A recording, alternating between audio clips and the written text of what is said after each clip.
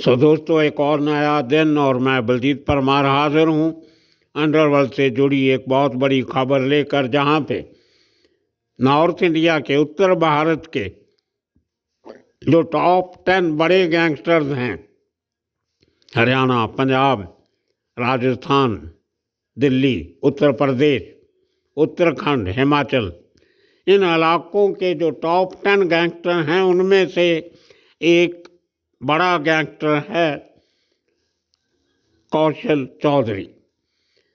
कौशल चौधरी मशहूर इसलिए है कि वो आज के दिन में हिंदुस्तान के सबसे बड़े गैंगस्टर लॉरेंस बिश्नोई का जानी दुश्मन है। ये कोई छोटी बात नहीं है। लॉरेंस बिश्नोई से टक्कर लेना किसी आम गैंगस्टर के बस का बात नहीं है, लेकिन इस आदमी ने पिछले 20 सालों से अपनी गैंगस्टरिज्म की दुनिया में जो नाम कमाया, उसके बाद 2011-12 के बाद जब लॉरेंस बिश्नोई फील्ड में आता है तो उससे दुश्मनी होती है। ये कौशल चौधरी लॉरेंस का सीनियर था, लेकिन लॉरेंस इसके कहीं आगे निकल गया। उसके कई कारण थे।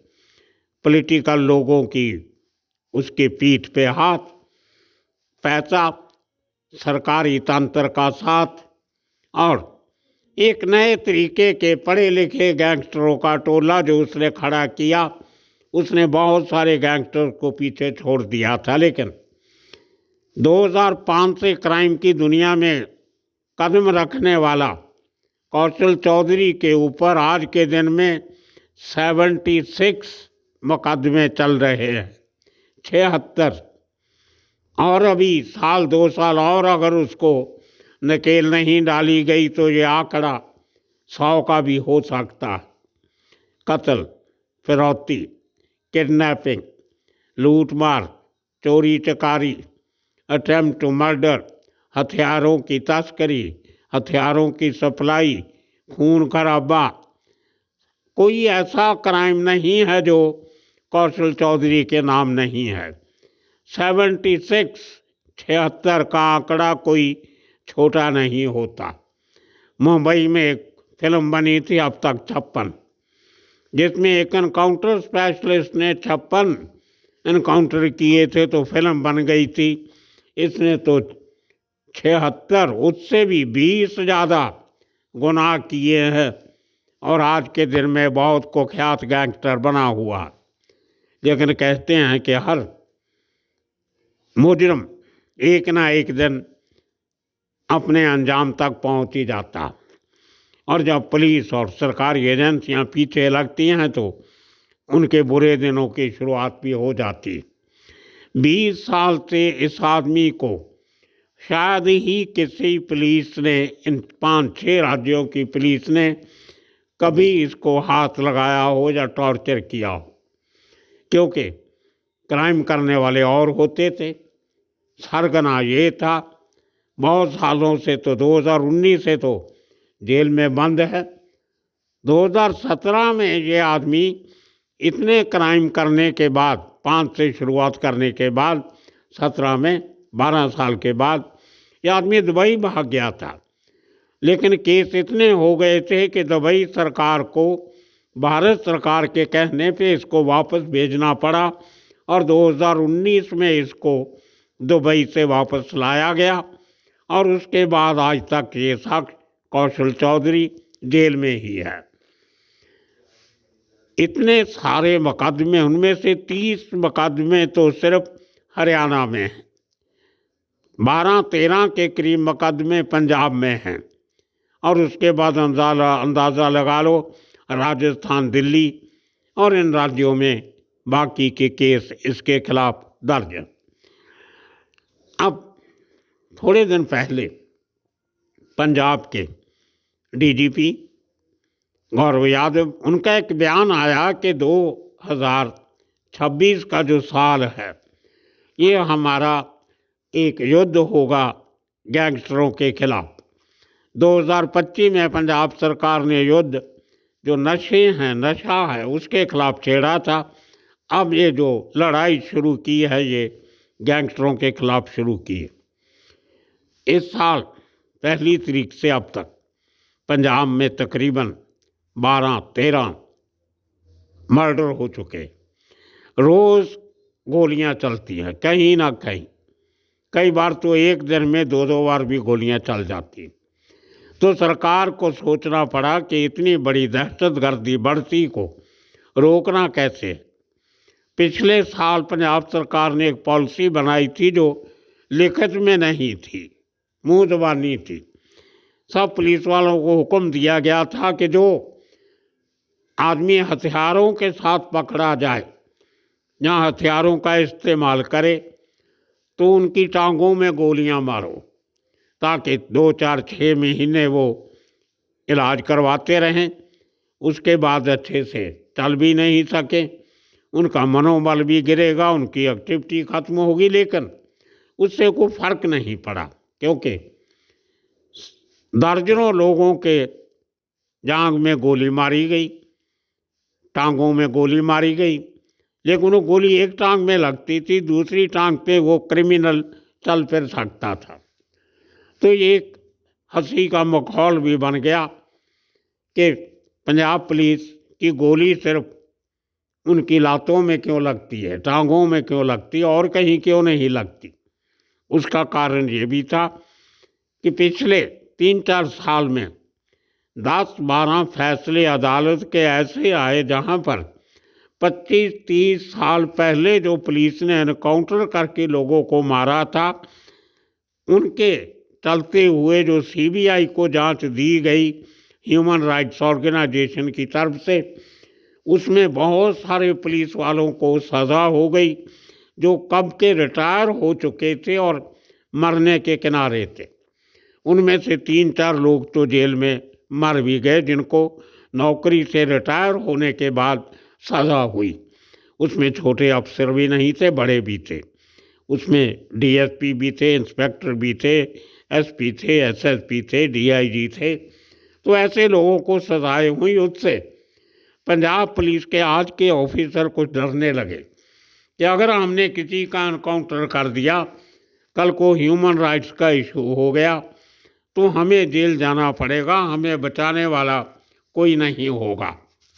तो ये एक बहुत बड़ा फ़ायदा इसका उठाया गैंगस्टरों ने, ख़ास तौर पे पंजाब और हरियाणा के गैंगस्टरों ने, जिनमें ये कौशल चौधरी एक है, लॉरेंस बिश्नोई का सबसे बड़ा दुश्मन।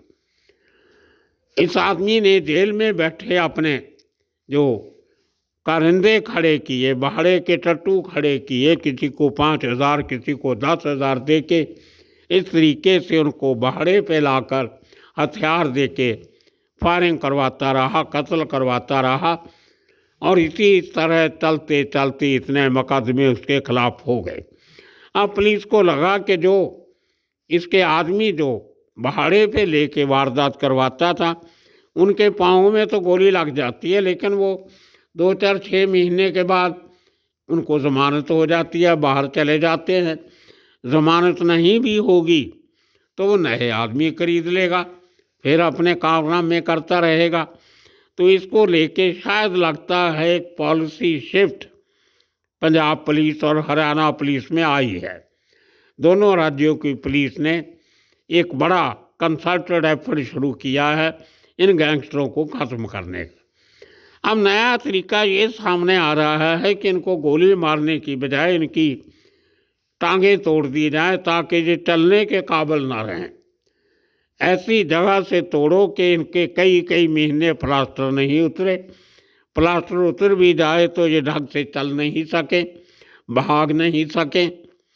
अब दोस्तों आप देखिए, अगर एक गैंगस्टर, कुख्यात गैंगस्टर, वो लगड़ा के चलता है, जब बराबर चलता नहीं है, तो उसकी जो एक फिजिकल पावर होती है, जिसके चलते हुए उसका जेलों में बैठे हुए हुकूमत चलती है, वो दूसरे क्रिमिनल के मन में उनका डर कम हो जाता है, पहले जैसा नहीं रहता।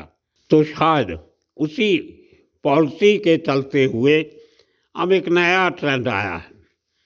पिछले दिनों में कुछ ऐसे हादसे हरियाणा और पंजाब में हुए जहां ऐसे बदमाशों की टांगें तोड़ दी गई, लेकिन दिखाया ये गया कि वो भाग रहे थे, खिड़की से कूदे, गिर गए तो टांग टूट गई, उनका पाँव टूट गया, वो भाग नहीं सके, उनको पकड़ा जा सका।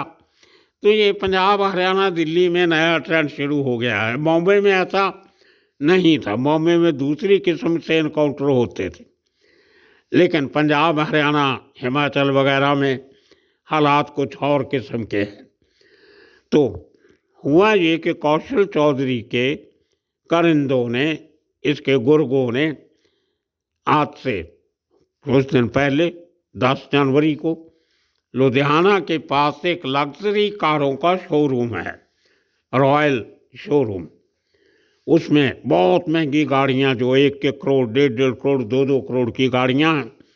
उनमें रेंज रोवर, उसमें मर्सिडीज, उसमें ऑडी, और ये बड़ी महंगी गाड़ियां, हाई एंड, उनका शोरूम है। नई पुरानी दोनों किस्म की गाड़ियां। इनके 2 आदमी आते हैं कौशल चौधरी के मोटरसाइकिल पे।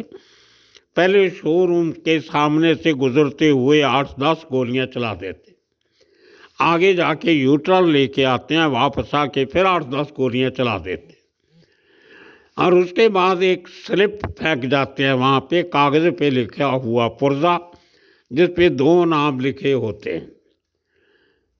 एक नाम होता है एक रंधावा का और दूसरा होता है पवन शौकीन का।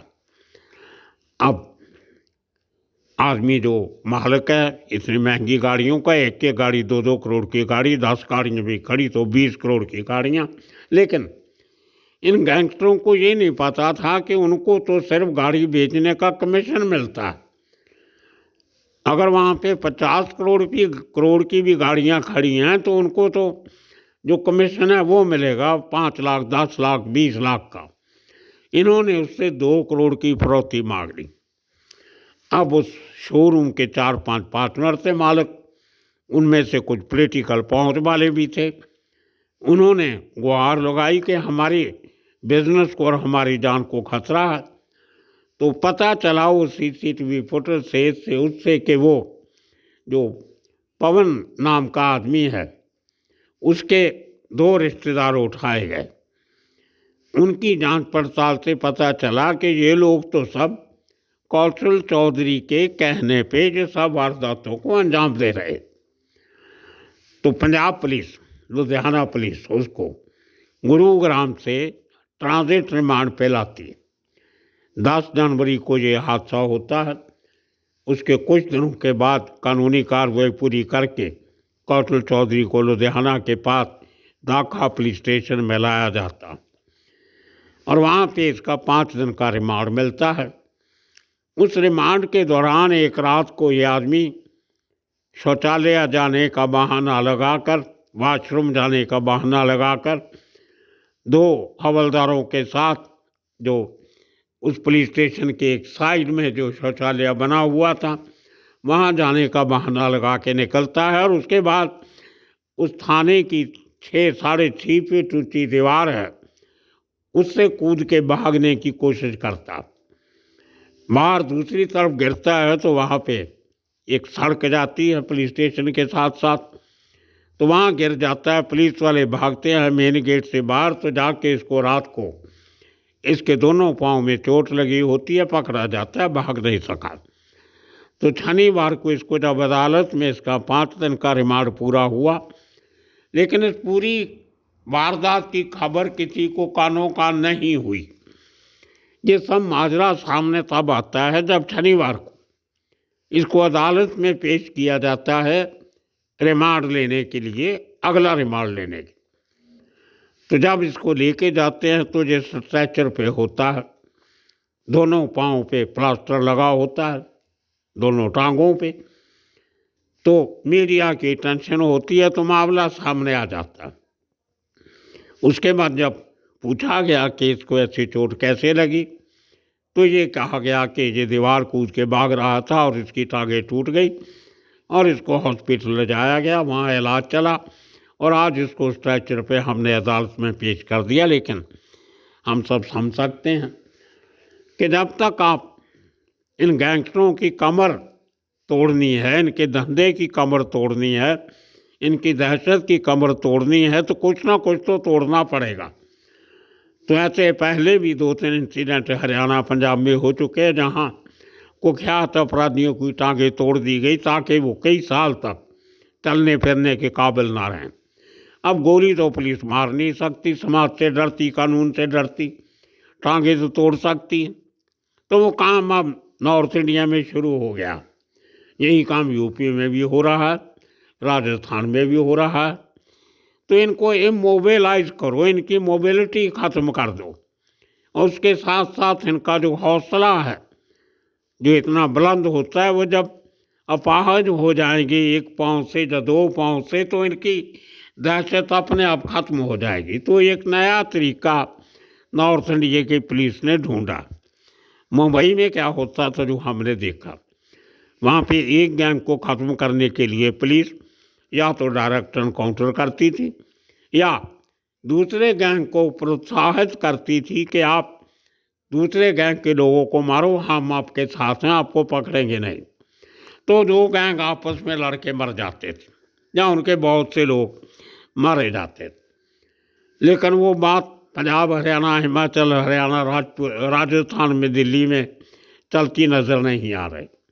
शायद पुलिस ने कोशिश भी नहीं की होगी कि इनको आपस में लड़ाओ, इनको मरवाओ, तो पुलिस को गोली चलाने की नौबत ही नहीं आएगी। तो शायद अभी आने वाले दिनों में ये मामला और भड़केगा और तूल पकड़ेगा। लेकिन एक अच्छा हुआ कि अब गैंगस्टरों के दिलों में दहशत का माहौल है।